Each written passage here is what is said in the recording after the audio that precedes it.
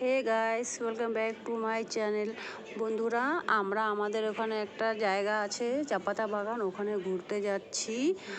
আর আমার ভিডিওটা আমি আজকে ফার্স্ট ভিডিও দিচ্ছি। বন্ধুরা, আমার ভিডিওটা সবাই দেখবেন, আমার পাশে থাকবেন, লাইক কমেন্ট শেয়ার করবেন। এরপরে আমি আরও ভালো ভালো ভিডিও দিব।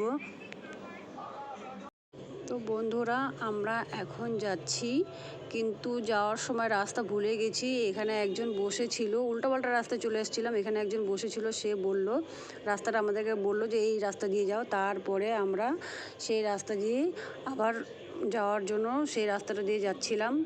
এখন ফাইনালি আমরা পৌঁছে যাচ্ছি চাপাতা বাগানে।